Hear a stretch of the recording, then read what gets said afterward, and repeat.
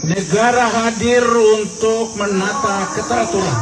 Jadi kalau bisa diatur dan diurus dengan baik, saya kira tidak ada masalah, tidak ada keributan hari ini. Sekarang saya mulai kasih tahu di mana sebenarnya masalah pokoknya.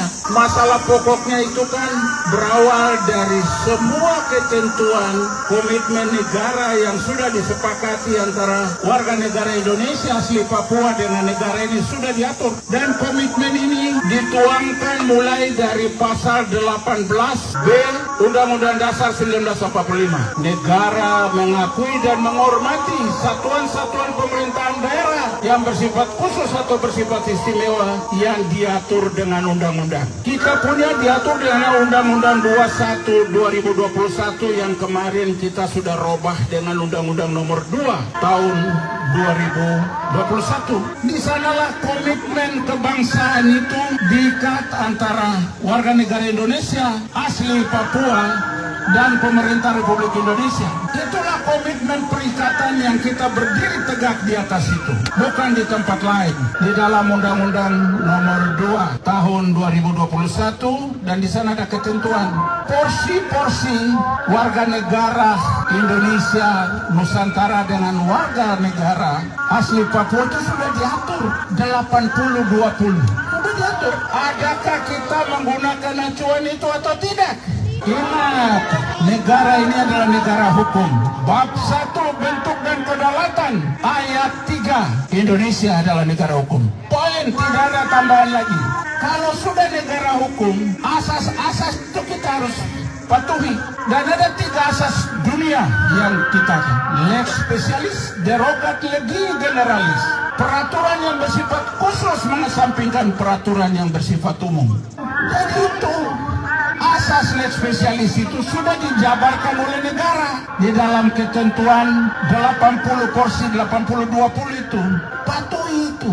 Tapi hari ini mulai dari provinsi, mulai dari kabupaten, semua asas itu sudah diinjak-injak. Negara hadir untuk menata keteraturan. Kalau keteraturan itu sudah diatur di dalam ketentuan undang-undang, patuhi itu dengan baik. Ketentuan lama kita itu di dalam Undang-Undang 21 itu sudah kita remajakan karena ada tuntutan-tuntutan yang muncul sehingga 21 diganti dengan nomor 2. Nomor 2 itu apa? Karena ada yang belum selaras dengan tuntutan masyarakat yang mengendaki penerapan harus jauh menyentuh hak-hak orang warga negara Indonesia asli Papua itu. Jadi kalau kita patuhi aturan sesungguhnya tidak ada masalah dan kita tidak perlu membangun permusuhan tuding menuding satu sama lain. Saya mau kasih tahu pasal 28J ayat 1. Setiap orang wajib menghormati hak asasi manusia orang lain dalam tertib hidup bermasyarakat, berbangsa dan bernegara. Bangsa dan negara kita ini akan kuat dan kokoh kalau hidup bermasyarakatnya baik. Kalau kita sudah gagal hidup bermasyarakat dengan kekayaan kemajemukan, kita sepakat untuk merontokkan bangunan NKRI. Hari ini jangan menilai mereka itu pemberontak, tapi justru mereka adalah pencinta NKRI yang menghendaki keseimbangan itu terjadi. Sudah berpancasilakah? Kita gagal menerapkan Pancasila dalam sendi-sendi mengelola sistem ketatanegaraan ini. Undang-Undang Dasar 45. Alinea keempat. Kemudian daripada itu untuk membentuk suatu pemerintahan negara Indonesia yang melindungi segenap bangsa Indonesia. Sekarang saya tanya, melindungi segenap bangsa Indonesia yang gelap-gelap ini?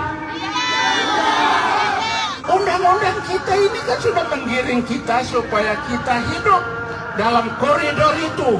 Kemudian daripada itu untuk membentuk suatu pemerintahan negara Indonesia yang melindungi segenap bangsa Indonesia dan seluruh tumpah darah Indonesia untuk memajukan kesejahteraan umum, mencerdaskan kehidupan bangsa. Ini bukan lagi pencerdasan ini. Dikasih undang-undang, dikasih porsi, tapi tidak dikontrol. Kalau tidak dikontrol, nanti ada penjabaran. Ya, kita mengikuti ketentuan-ketentuan. Saya mau tanya, integrasi Papua, saya sudah sampai.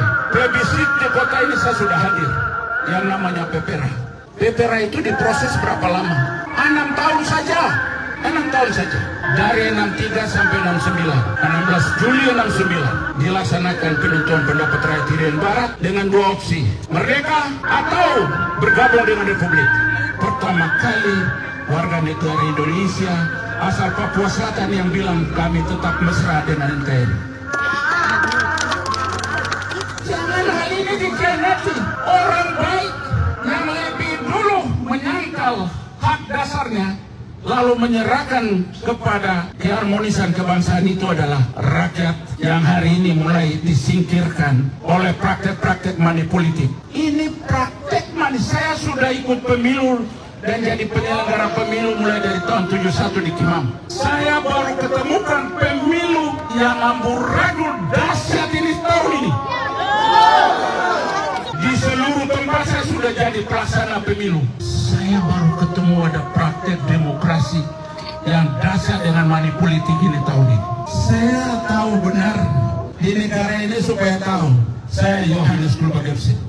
Demi NKRI saya harus tampil supaya NKRI dikelola dengan baik supaya muncul trust warga negara Indonesia terhadap negara ini. Harus dibenahi kekonyolan praktek demokrasi yang menginjak-injak asas-asas demokrasi yang sangat luar biasa. Kami sesungguhnya tidak gerojo jadi anggota DPRD, tapi karena sistem ketatanegaraan mengendaki ada anggota DPRD, ya kami juga ingin berperan. Kita tidak tahu masalah ini mau diselesaikan atau tidak, mau dibiarkan.